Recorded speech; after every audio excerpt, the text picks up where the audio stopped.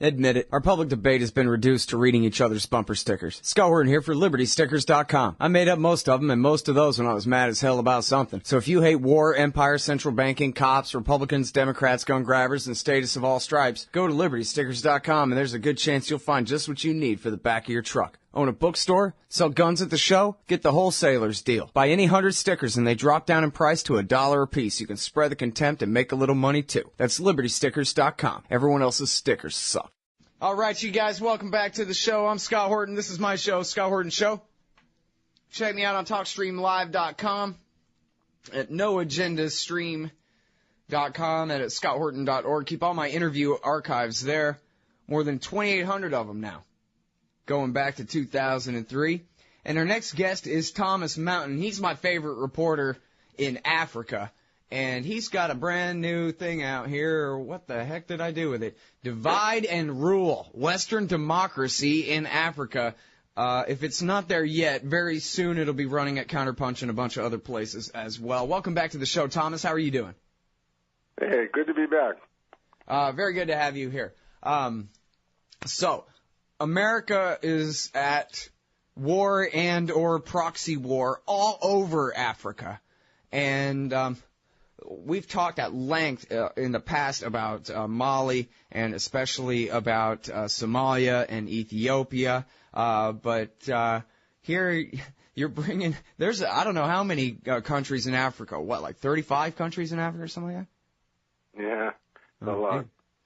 So teach us about Liberia and what the hell's going on there. Liberia?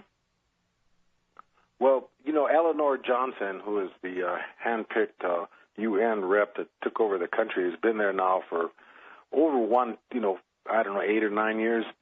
And in the entire time that she's been president, the capital city, Monrovia, has not had running water or electricity. And in spite of the over $1 billion in foreign aid that her country received. So at the last election, she ran unopposed and got the Nobel Peace Prize to boot. So, it's sort of unopposed election, and that's called democracy. Well, now, was that the State Department ran the whole thing, or what? Well, she was the UN. They brought her in because she'd been in Addis Ababa working for them. As a matter of fact, the year she took off from the UN to campaign for the presidency of Liberia the first time she was continued to have her salary from the UN the whole year. So they were, obviously, that was their girl, and they put her in. And the last election, she didn't even have to have any opposition. She was just democratically elected. So, but I list her at number 2 on the list. Number 1 on the list is of African dishonor roll, African democracy dishonor roll. The number 1 on the list has got to go to Ethiopia, where the last election, 12 hours after the polls closed, the ethnic minority regime in power in the country announced that they'd won 99.6% of the seats in parliament. So, in any case, I want to warn your readers. I wanted to warn your listeners a little bit.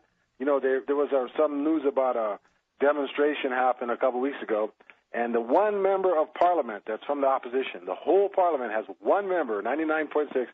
That 0.4% is one guy, and he led a quote-unquote demonstration. It was the only legally allowed demonstration by the government, showing that there's actually, in opposition to the government, showing that there is really democracy in Ethiopia.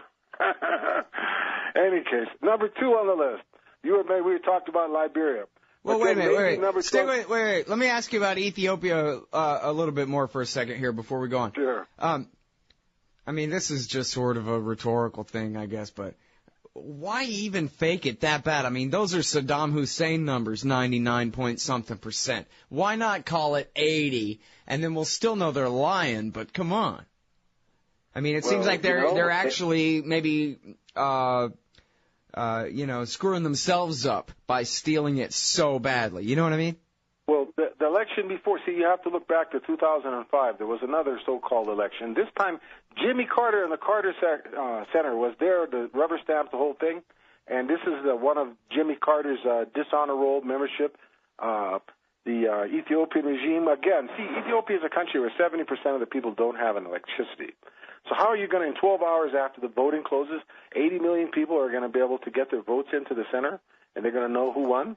But in 2005, Jimmy Carter, a little more than 14 hours after the polls closed, Jimmy Carter held a press conference at 8 o'clock in the morning in Addis Ababa in 2005, declared that, yes, he had 300 observers there and covering 300, they had 300 polling stations covered, mainly in the Addis Ababa region, and of the 33,000 in the country. And even though all the polls that they had independent observers went to the opposition, the rest of the country, the other 30,000 polling places, all overwhelmingly went to the government. And this was announced 14 hours after the polls closed. So Jimmy Carter was there, and he jumped on the next plane out of town. And a couple of hours after Jimmy Carter left, Addis Ababa exploded. And all the university students and high school and opposition people all were in the streets. They ended up having to bring the Ethiopian ethnic minority death squad in and ended up killing about 500 people, and 50,000 Ethiopians got thrown into concentration camps, some of them for a couple of years. And they just crushed it brutally. And Jimmy Carter gave his stamp and said it was free and fair. Now, this is the best, that Jimmy Carter's our hero of American democracy, right? Well, I'm a fan of his agreed framework deal with North Korea, but other than that, no, I think everything he does is an absolute disaster. And, part of it is just, even if he means well, the local information problem. He couldn't possibly know what the hell he's doing intervening in all these elections over there. Well, Ethiopia is a very complex situation, and the dictator died, though. I mean, election in 2005 or not, nobody considered him an elected president there, Meles, and now he's gone. So now who's running things? Is there a single figurehead? You know who else died? At the same time, you know who else died? The Somali pirates died. When Meles got sick and died, all these piracy disappeared. Big coincidence. I'd written in the past about how Meles Zenawi is getting paid off by the pirates. And that's why they kept all these navies from coming ashore and tracking down the ransoms after they've been delivered, and seeking vengeance with their cruise missiles and drones and commando squads. No, they were hardly doing any of that. They knew exactly by remote control where everybody was taking their money after they paid them off, and yet they never went ashore because the pirates were paying off Meles Zenawi. Meles Zenawi dies, and all of a sudden, guess what? Piracy stops in the Horn of Africa. Big coincidence, right? Any case. Well, but so now, when we talked right around the time of his death, of course, we had fun talking about how much the new National Security Advisor, Susan Rice, loved him and all that kind of thing. But you also said that you had heard that there was a gigantic militia of more or less the people of Ethiopia that were rising up, and they were going to come and dislodge what was left of the government because it was so dependent on Meles himself that without him the whole thing was going to fall apart, right? Well, actually things have really slowed down in Ethiopia. I mean, at this time last year, there were huge demonstrations when the African Union came in. There was one of the South African correspondents who came to cover the African Union meeting in Addis Ababa. This is when Meles was sick and didn't show up, right? And he'd been in Tahrir Square at the height of the Egyptian Revolution, and he got caught up in the middle of a demonstration trying to get to the AU headquarters, and said that the crowd he saw there of Ethiopians in Addis Ababa during the AU meeting last year was rivaled or exceeded that he'd seen in Tahrir Square. So things were really hot last year, and militarily too. Ethiopia, I documented at least 3 division-scale attacks by Ethiopia into Eritrea across the border. Division's 5,000 men. So 3 this is what I know of, right? 3 division-scale attacks from Ethiopia into Eritrea than last year, 2012. So there was a lot of military tension. There was a big rebel army that was very active, and then everything's really quieted down. And now, the Ethiopian prime minister said, "Oh, we want to have peace with Eritrea," about 6 months back or something. And there's been interesting easings of the U.S. The Americans now put their consul back in Asmara. We didn't even have a consul, let alone an ambassador here, and they're allowing high-level Eritrean diplomats who are specifically by name banned from traveling in the U.S. by UN sanctions have been allowed to travel and tour in the United States. It's pretty amazing. So I don't, it's like I think there's some Americans are sort of having to face up to things might not be going their way. Maybe they ought to be looking for a plan B. But I don't know. It's very calm. I don't see this. what's going on in Ethiopia. There hasn't been the major demonstrations. The Muslims haven't been going out in large numbers like last year. And the fighting, the armed guerrilla groups have, like, for example, in the Gambela, which I've never actually written about, in western Ethiopia, where all their oil is, the rebels there are quite quiet. I mean, they had been fighting quite a bit. The situation in the southeast in Ogaden is actually still remains very critical. Food and medical aid blockade and a major death squad action. The death squads are driving out all the inhabitants around the areas where the Chinese have discovered large quantities of natural gas, so they want to go back in there. But, the interesting thing is, China rarely does anything really stupid in Africa. But when it comes to Ethiopia, the Chinese seem to be, like, sometimes I don't think they know what the hell they're doing. In 2007, they went into the Ogaden on the southeastern part of Ethiopia. Now, is that where the Oromos live, the kind of ethnic minority there? No, the Somalis live. Oromos live to the west and to the south. This is to the east, to the south, next to Somalia. These are actually ethnic Somalis. They call themselves the Ogadenis. And the Chinese went in and started drilling for gas there after being repeatedly warned by the guerrilla army called the Ogaden National Liberation Front. It's been fighting for independence from Ethiopia for some time now. Now, the Chinese have been warned. They didn't pay any attention. The guerrillas attacked them and killed a dozen Chinese along with a couple hundred Ethiopian army. And it set off a huge crisis where the Zenawi regime in power in Ethiopia kicked out all the Red Cross and the international Doctors Without Borders, and any independent observers are expelled, so he could come in and start putting the iron fist and scorched earth policy and the genocidal starvation, food aid, medical aid blockade. Well, the Chinese are now talking about building a $3 billion railroad from the capital Addis Ababa all the way down to the port of Djibouti. And if you look on a map, you see that this railroad is going to have to eventually pass through, one way or another, one of or both of two ethnic groups, one called the Afars, the famous Afar Desert where the first human was found, Lucy, and then through the Ogaden, which is where the Somalis live. And railroads are notoriously vulnerable to sabotage, and the Chinese are going to, and both of these areas are active counterinsurgencies, particularly the Ogaden. But 4 or 5 years ago, a bunch of British diplomats decided to go down to the Afar Desert and look at all these geological wonders of the separation of the Afar. It's eventually going to be the Afar Sea there. And they got kidnapped by a bunch of Afar rebels there. And the Eritreans had to intercede and get them to release them. But, there's been all this insurgency and back and forth and claims of terrorism and all this. And you're going to build a railroad through the middle of this? The Chinese are going to do this, invest $3 billion on it. Yeah, close enough for government work, But get this, Brazil's coming in too. Brazil's going to build a railroad from the Addis Ababa out into the middle of the Ogaden, where Ethiopia's got 1 billion barrels of oil. The Ogaden, I should say, not Ethiopia. The Ogaden's got 1 billion barrels of oil and some of the best agricultural land where they're planning on the process of evicting hundreds of thousands of the Anuak people from their land so that they can the Ethiopian regime can sell the land or lease the land to Saudi billionaire investors to grow food, rice, and other things to export from Ethiopia to help them with their balance of payment.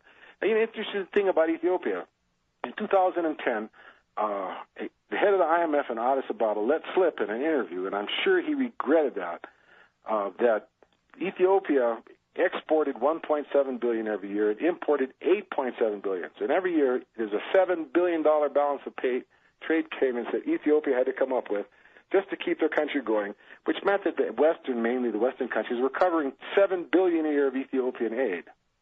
Now, the next largest recipient is Israel at $3 billion, and then Egypt at $1.5 billion. Today, I've estimated that Ethiopia, because that was in 2010, today Ethiopia, I'm estimating, is getting $9 billion in Western aid, which is, double the amount that Egypt and Israel are getting combined.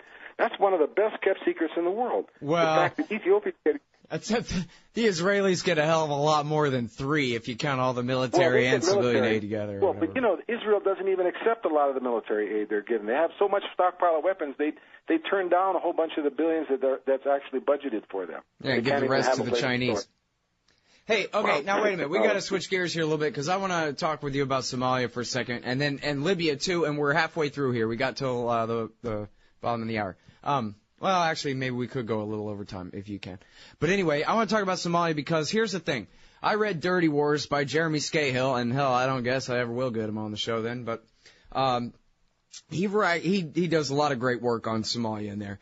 and tells the story about how America ruined everything from 2001 on and created the crisis they claimed to fight all the way through, et cetera, et cetera. It does really good on that. But, man, here's the part that really got me, and I just wondered, did you already know this?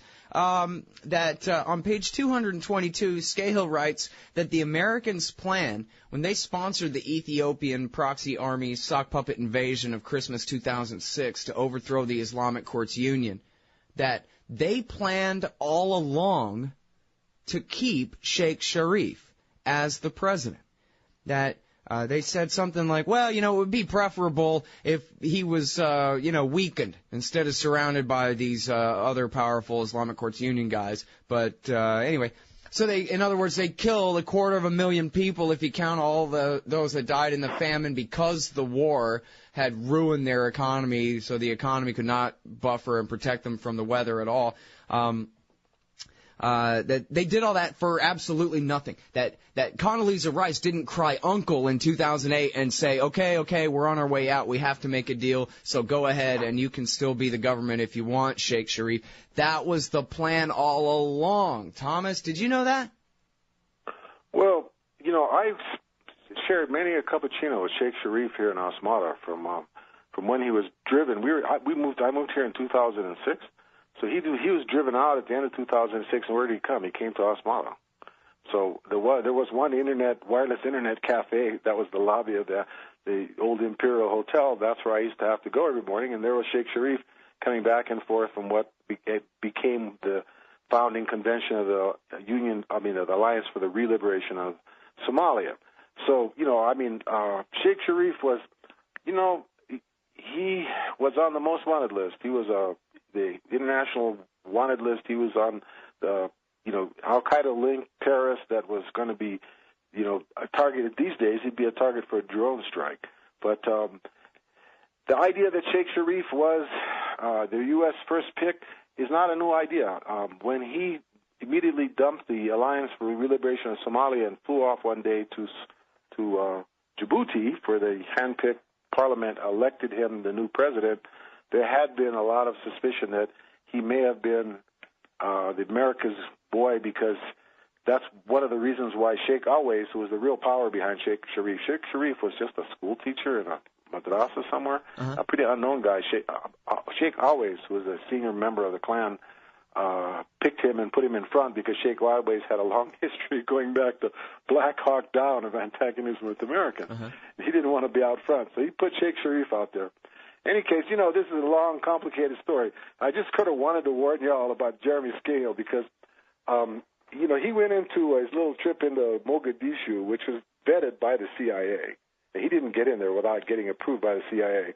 And he went in there and made a big hue about, they have some secret base there, right when there was beginnings of a massive starvation not only in Somalia, but in the Ogaden in southeast Ethiopia, the worst drought in 60 years. This is a period where 250,000 Somali refugees died of starvation. We're not even talking about how many hundred thousands more died in the 10 million or more Somali population in the Ogaden and in northern Kenya. So there's massive starvation. It wasn't only Somalis. It may well have been 250,000 more starved to death. Jeremy Scahill never once mentioned any of this. Instead, he talked about some CIA new building in Mogadishu, which we'd all heard about. It was no big news. They've been doing it for a while. The fact that he got into Mogadishu and could ride around and see everything in there, it's like, Mogadishu has been, you know what I'm saying? Well, here's the thing. I hear you, but here's what I'll say in his defense on that. I don't know exactly, whether he had mentioned the weather and the hunger situation whatsoever, but I know that it may have been old news to you, but when he wrote the CIA secret sites in Somalia, that was breaking news over here in the Western Hemisphere that the CIA and the JSOC were torturing people. He's the smoke screen. He takes things off in another direction. This huge crime is going on. This is genocide. There's a food aid blockade and a medical aid blockade. The Red Cross and the I don't see it that way. Doctors Without Borders are expelled from the region. I would accept your criticism if it's just that boy did he miss the point. But if it was that he broke the story on the secret prison just to distract from the famine or something like that. I don't think so. And in fact, if you read his other piece, never mind the book, which is 500 pages, but if you read his piece, Blowback in Somalia, it's really a step-by-step about how this is all America's fault from the very get-go after September 11th, that they went and picked this fight, the CIA picked this fight in every way. But see, the one thing he never mentions, for example, he never mentions the role of Eritrea in all this. You see, and all of this Somali resistance, Sheikh Sharif, and all this Union of Islamic Courts basically came out from efforts to support that were mediated through the Eritrean Good Council.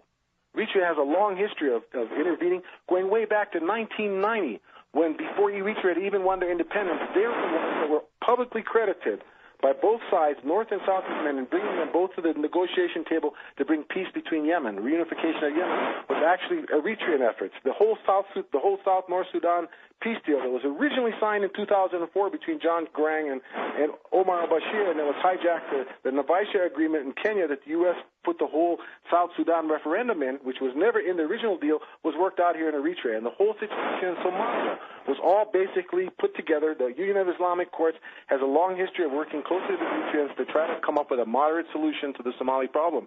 Jeremy Scahill never mentions any of this. So, I mean, I understand that he comes off like a muckraker when actually all he is a dust raker. All right. Well, that's fair enough criticism. It's a substantive criticism anyway. Because, I tell you, this is the first time I've ever said this in public, too. And I've never written this publicly, and this is the first time I was saying it in public. After his trip to Mogadishu, I really watched him closely for a while, and I took analysis. For example, Jeremy Scahill didn't do this, but other people like him raised a hue and cry that there was a genocide in the Darfur starting about 2006, 2007, when especially in 2007, when the real genocide had been started in Ethiopia, in Ogaden. They kicked out all the Red Cross. Iraq.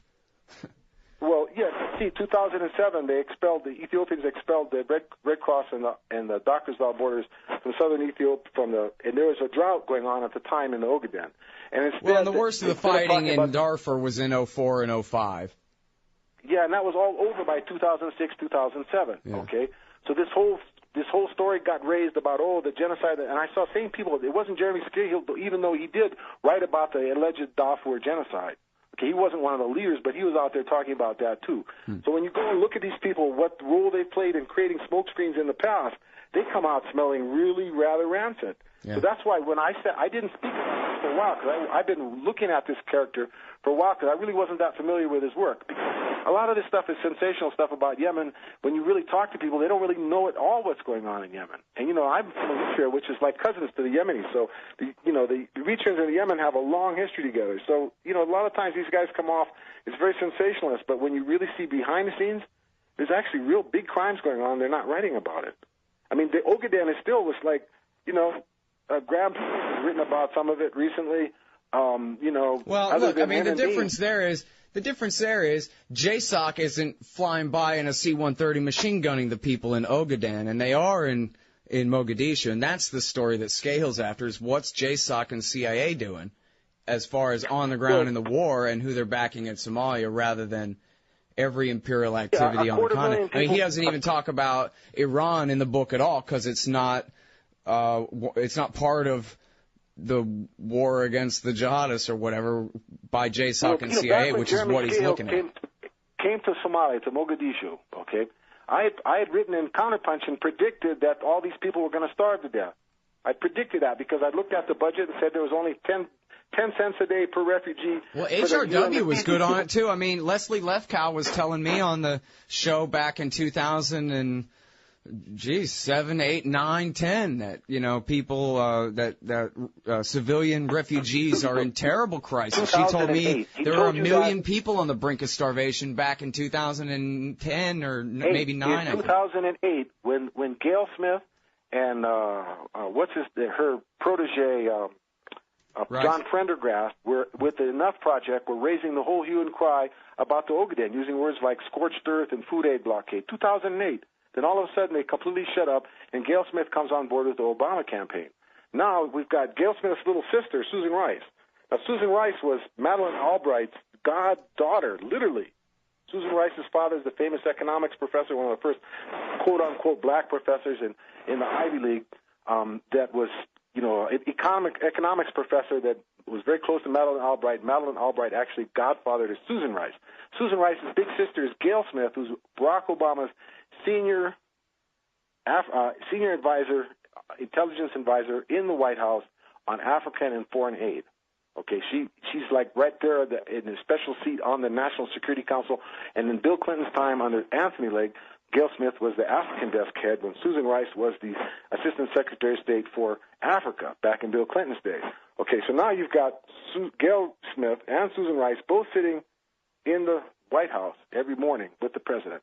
Okay, and both of them are longtime Africa hands. Gail Smith, in particular, is personally responsible for the rise of Melo Zenawi going way back to 1980. Gail Smith was a mistress of a Melo Zenawi's TPLF's cadre called Jamaica.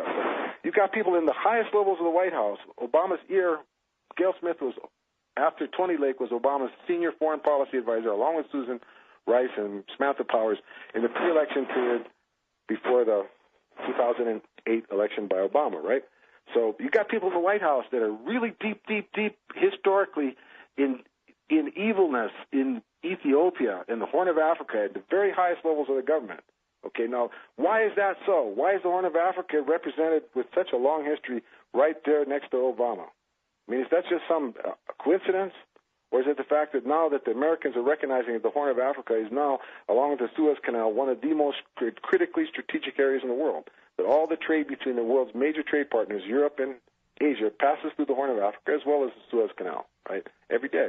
Well, I mean, that's why they're in Somalia. You know, what's funny about that, though, is it doesn't matter whose regime rules Yemen, Somalia, or Egypt, for that matter. Nobody's stopping America from trading through that canal. And if anybody tried, we would just carpet bomb them off the face of the earth, and they know that. So it doesn't really matter who runs any of those countries, I don't think. Well, you know, the thing is, like the Bab al-Mandeb, the Gate of Tears between the Red Sea and the Horn of Africa, is actually, you know, it's a bit like the Gulf of Hormuz, the Straits of Hormuz in Iran. You can put landmines out there. You can do a lot of things that could really cause a lot of headaches. And you could do it with a lot of just little fishing boats and things. I mean, that place there is, you know, it's not, it's potentially, that could be a major headache. I mean, just these Somali pirates were giving them a headache, and that wasn't even anything organized. These are just, you know, just lone wolves out there making their payoffs to the local mafias who, Somali warlords who paid off Melo Zenawi. So, you know, that place, it's actually, it's like the Suez Canal. You know what I mean? You block the Suez Canal, it's oof. Yeah, I'm just saying nobody could block it for more than a little while, that's all. But hang on right there. Is it okay if I keep you a little bit longer today? Pardon, yeah. I think my batteries on my phone is still working, so yeah. All right, good deal. Well, I'll try to keep you another 10 minutes or so because I want to ask you all about Libya. It's Thomas Mountain. He writes for Counterpunch. He reports from Eritrea, and he's on the line from there right now. And we'll be right back after this to talk about what's going on in Libya, Mali, and then who knows what from there. Lots of JSOC, lots of wars in Africa. All right, y'all. Welcome back to the show. I'm Scott Horton. Thanks for listening. And thanks to Thomas Mountain, Counterpuncher, for staying on the phone with us through the break. Do another little half a segment here anyway. Thomas, tell us about what the hell is going on in Libya lately, would you, please? Okay, well, just, you know, some of your listeners may be new, and I just wanted to give them a brief little background about the real story about Libya.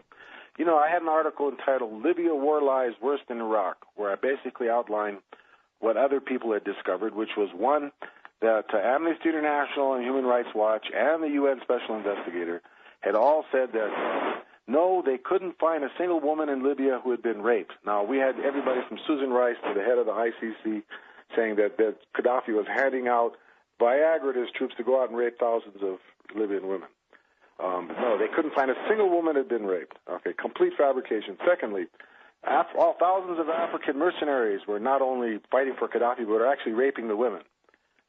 You know, we can thank Al Jazeera for that one. Hoda the Hoodlum, who's Al Jazeera's lead girl, on the story.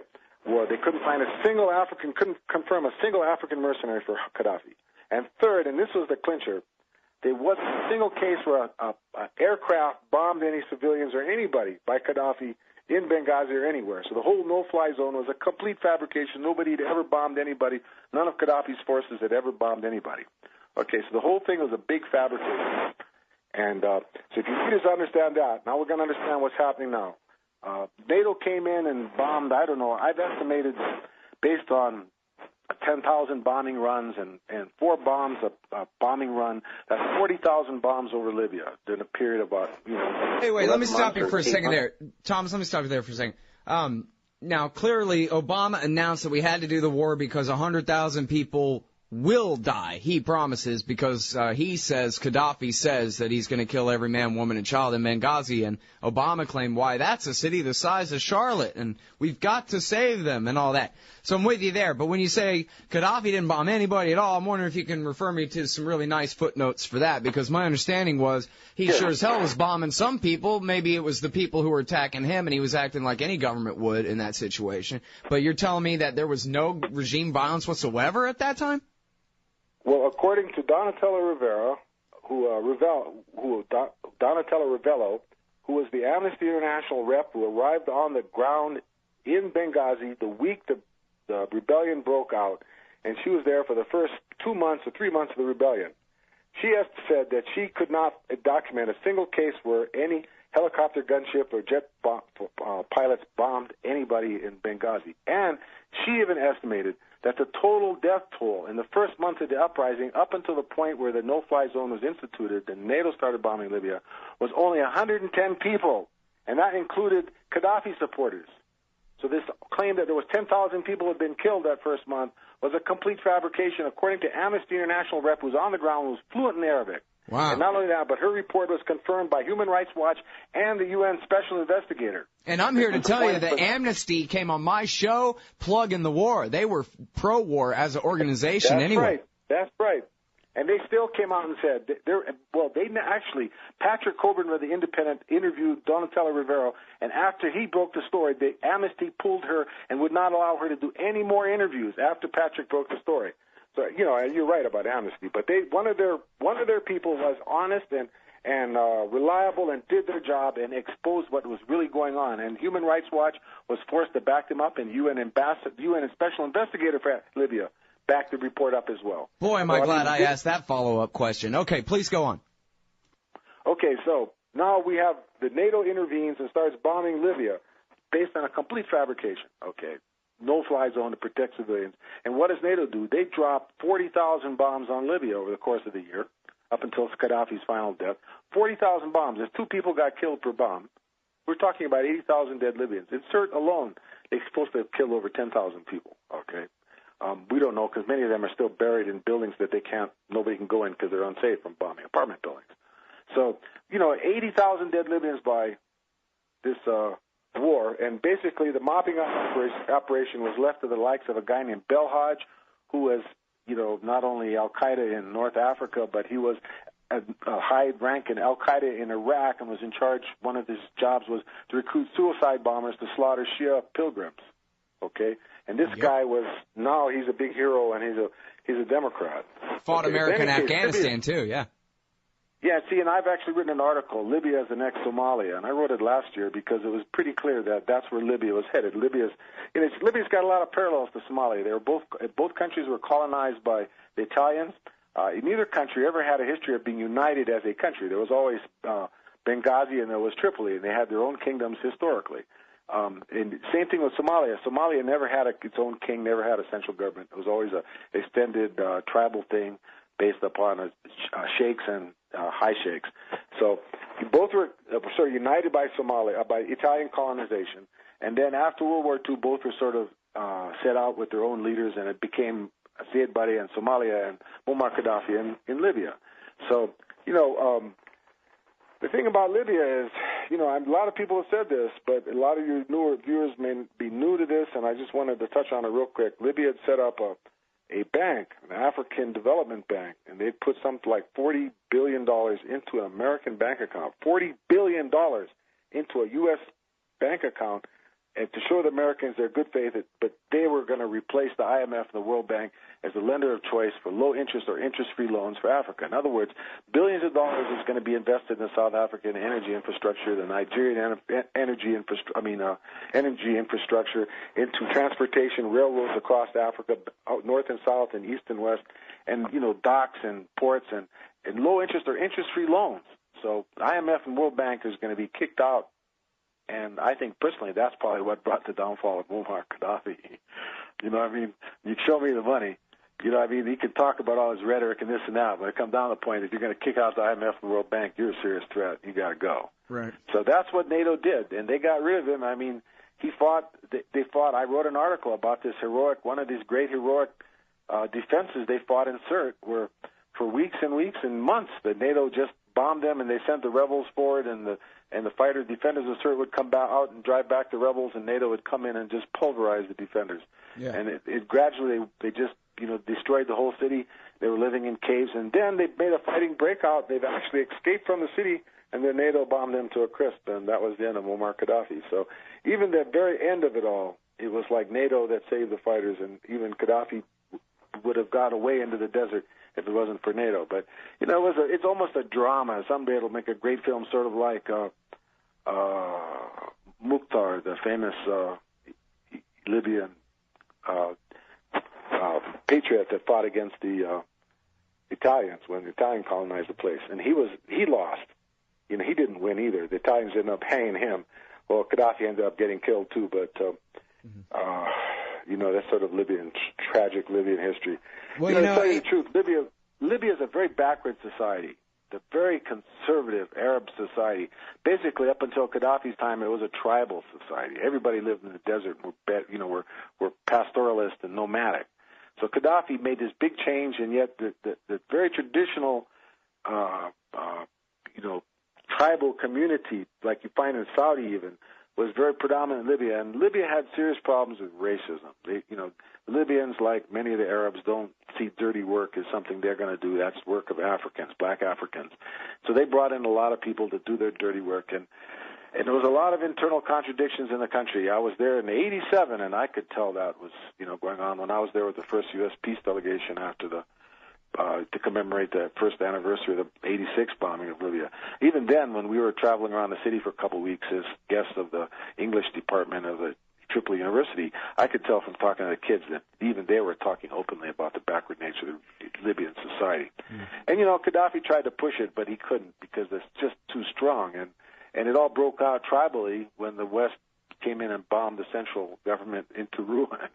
Well, so now this goes back to one of the first things that you talked about there was this rumor. Whether there was a kernel of truth to it or not, I don't know. But the rumor at least was that, I guess the military was completely impotent because Gaddafi was afraid of giving them enough power to overthrow him. But he just had kind of his own little personal Gestapo guards, loyal to him only kind of guys. And the rumor was that they were all mercs from sub-Saharan Africa. And so then that became just like this widespread meme, or I don't know what you'd call it, where like every black in Libya is a bad guy, is a former regimist, is a mercenary. It doesn't matter whether we're talking about a 14-year-old girl or not. They're all just a bunch of mercenaries working for Gaddafi, and so revenge on them. And some of the early reports at the end of 2011 and into the beginning of 2012 were of blacks being rounded up. Our friend David Enders, who reports for McClatchy from Syria these days, documented these women being raped in the refugee camps. Russian television filmed blacks being rounded up and jailed in cages at the zoo and bound with Libyan flags stuffed down their throat and all this kind of stuff. And it's like the rise of the Libyan Ku Klux Klan and then blackout. And nobody's ever heard another word out of there since then. Whatever happened to the racial pogroms? Anything? It's halfway through 2013 now. Well, I had an article at the time entitled "Obama Supports Lynching Africans in Libya," about how, because we knew Eritreans that worked in Libya and disappeared, and then we learned later on that they'd been lynched by these racist militias that the NATO bombardment unleashed. Yeah, I've been calling them the Imperial Grand Wizard of the Libyan Ku Klux Klan. Well, you see, it's there are black Libyans, and then there are Libyans that became naturalized that had come up from Chad and the conflicts in not only Chad but Niger and even in Mauritania. That there had been Tuaregs and other people that had been oppressed, and Gaddafi was, quite generous in opening his doors to a lot of these people and giving them citizenship and giving them building places for them to resettle, decent places to live with schools and hospitals and clinics, and this was always sort of a resentment on the part of some of the more working class and lumpen proletariat Libyans who never really got what they thought was really theirs due.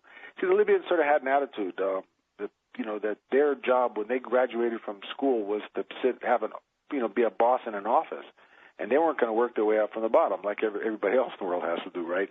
So Gaddafi had a real problem with these young people. They didn't think they had to go out and work their way up from the bottom because their lives had always been very well taken care of. They go to school, university free. Their families get a stipend when they're going to university. When they're getting married, the Libyan government gave them $50,000, and they got married, plus 3,000 square feet of land to build a house on, and all that sort of stuff. Free cement to build your house with. If you qualified to go outside for an education, they paid your way and they gave you $1,700 a month. And all that sort of stuff. Libyans were very well treated. Of all the exile movements in the world, the percentage of the country, Libyans outside are, after Saudis really, are one of the lowest numbers of actual Libyans in exile. There's not that many Libyans out there. Most Libyans stayed home because it was too easy in their country. Outside, you had to work. So Libya had this tradition of being kind of spoiled and kind of racist, and then, the whole society gets bombed to smithereens by 40,000 high explosive weapons, and all of a sudden all these strictures that are holding the society apart fall apart, and it's back to being a tribal society. It's very similar to what happened to Somalia, a tribal society. So now you've got Saif al-Islam held by, the Zintan people, and then Belhaj, who Saif got out of jail, made the deal. He promised not to be a bad guy anymore, in which he immediately broke. He's got a soft spot for Saif al-Islam because, Saif saved his life, really. So, they're saying they're going to put Saif Islam on trial. But, there's a lot of things going on there. It's tribal dynamics, and there's a lot of talk about, we've got democracy and this and that, and the army, and then the army opens fire on, kills 31 people protesting the fact that it's not really the army there in Benghazi. It's just the same old militias calling themselves army, still acting like a militia. And everybody wants the real militia broken down. And they just opened fire and killed 31 people. It's like, hey, just like a hiccup in the international news. You know what I'm saying? Right. And look, the Americans, my fear is that all this is just a prescription for, we have to intervene more now to make sure that the guys we help win don't really win, because look how horrible they are. And even though we just proven in Iraq and Afghanistan, we can't create a national army out of different sects. We can create a Shia army, or we can create a Hazara army, but we can't create one that incorporates everybody. Well, there's almost 2 million barrels of oil that they're pumping, plus they've got the under-Mediterranean gas pipeline running again full 100%. Into Italy. So all the energy reserves are all being exploited dramatically, but there doesn't seem to be any money to rebuild the country. Now, Libya is 2 million barrels a day. That's just for oil. We're talking about the $200 million a day, plus they're pumping gas out there. They're talking about close to $300 million a day. You're talking $6 billion a month. How come Libya is still a disaster zone? Where's all that money going? You know what I'm saying? And what about the $40 billion that Gaddafi put outside for the Arab Development Bank? You know what I'm saying? This is like a whole tens of billions of dollars that are just like no accountability for. And nobody outside is bothering to even talk about this anymore. Wait a second. Yeah. Where's this $200 million a day? And yet Libya, everybody doesn't have work, and the hospitals haven't been rebuilt. They got to send people outside to get it's like, wait a second. On the question of the racial pogroms, do you have any kind of estimated numbers of death tolls, or whatever happened to the survivors? Did they go home to somewhere else, or the violence finally calmed down, or any kind of? I need closure on this story, man. Well, the problem is it's still going on. There are refugee camps where the racist militias are still going in and terrorizing the African and the Tuareg or the black populations there that were driven from their homes, whether they're naturalized or basically black Libyans. Their homes have been, there's several 100,000 of them were in villages that were just destroyed by the racist militias, and they're like living in fear. Their men can't they come in and they kidnap the men, these racist militias, and they disappear, never see them again. It's ongoing. It's not over. The racist programs that are going on in Libya are continuing to this day. Hey, can you recommend for me some good footnotes of where I can keep up with this stuff? Who's writing about this regularly? Well, the last stuff I heard was like a year ago about how the refugee camps, the West is just it's all disappeared. When I'm talking about the racist programs going on in these refugee camps, that was going on a year ago. But I'm hearing reports from people that I know that there's I've got a long background. There's people that have family in Libya, and they tell me stories about how they're trying to get them out of Libya because they're in refugee camps, and all the men have disappeared, and the women are petrified. And you're hearing these reports up until now. Yeah, it's ongoing. So I mean, it's like, but of course, it's disappeared out of the Western media. But interesting thing is that the Salafist, that's a code word. Salafist, that's a code word. It really means Wahhabi. And there's a growing Wahhabi influence in Libya that's taking up arms and, openly attacking the Western interests there.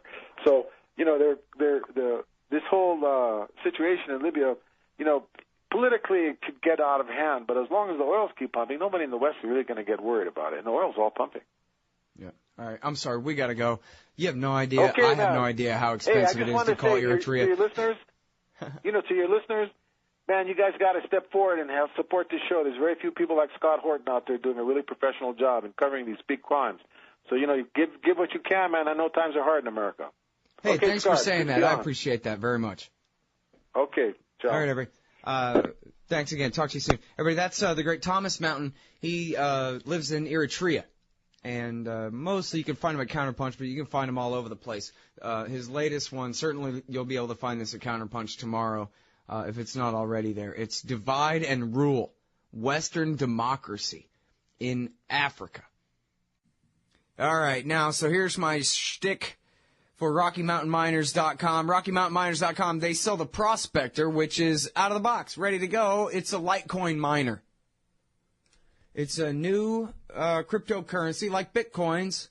They say it's sort of like silver to Bitcoin gold in a way. But there is a hard limit on the number of Litecoins that will ever be created. So if you want to get in on the ground floor with these and mine as many as you can, you could do that at RockyMountainMiners.com. Learn all about Litecoins. I think this stuff is cool. I'm totally for it. I think that these new digital cryptocurrency things are the wave of the future, man, and I'm into it. But I suggest that you read as many pages as you possibly can, online and off, and learn as much as you can about cryptocurrencies and decide if you're into this kind of thing. You may already know that you are for sure. We'll go and check out RockyMountainMiners.com. Call them, email them. They'll work with you. They'll talk to you. They'll answer all your questions. And if you use promo code Scott Horton Show, you get $100 off the Prospector Litecoin miner. Oh, man, I'm late. Sure hope I can make my flight. Stand there. Me? I am standing here. Come here. Okay. Hands up, turn around. Whoa, easy. Into the scanner. Ooh, what's this in your pants? Hey, slow down. It's just my...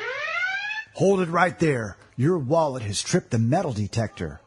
What's this? The Bill of Rights? That's right.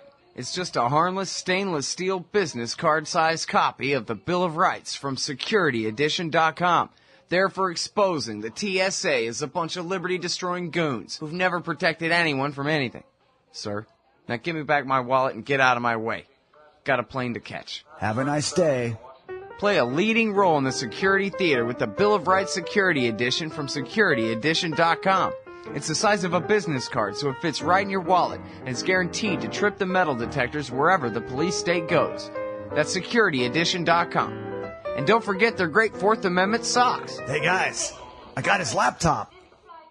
Over at AIPAC, the leaders of the Israel lobby in Washington, D.C., they're constantly proclaiming unrivaled influence on Capitol Hill, and they should be proud. The NRA and AARP's efforts make them look like puppy dogs in comparison to the campaigns of intimidation regularly run by the neoconservatives and Israel firsters against their political enemies. But the Israel lobby does not remain unopposed. At the Council for the National Interest, they put America first, insisting on an end to the empire's unjustified support for Israel's aggression against its neighbors and those whose land it occupies, and pushing back against the lobby's determined campaign in favor of U.S. attacks against Israel's enemies. CNI also does groundbreaking work on the trouble with evangelical Christian Zionism and neocon-engineered Islamophobia and drumming up support for this costly and counterproductive policy. Please help support the efforts of the Council for the National Interest to create a peaceful, pro-American foreign policy. Just go to councilforthenationalinterest.org and click Donate under About Us at the top of the page. And thanks.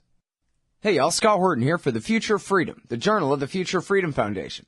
Every month, Plumline individualist editor Sheldon Richmond brings you important news and opinions on policy by heroic FFF President Jacob Hornberger, hard-hitting journalist columnist James Bovard, and others from the best of the libertarian movement. The Future of Freedom tackles the most important issues facing our country, from the bankrupt and insane welfare and regulatory states, to foreign wars and empire, the dismal state of our economy, and ongoing assaults on civil liberties. This society needs peace and freedom for prosperity to prevail. Subscribe to the Future of Freedom in print for just $25 a year, or online for $15 a year at fff.org/subscribe.